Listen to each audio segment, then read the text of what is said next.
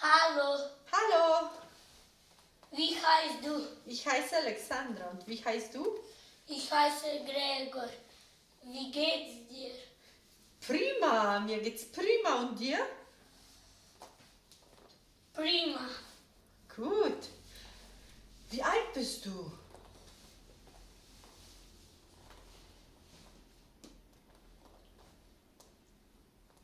Acht Jahre alt. Du bist schon 8. Okay, gut. Und hast du eine Schwester?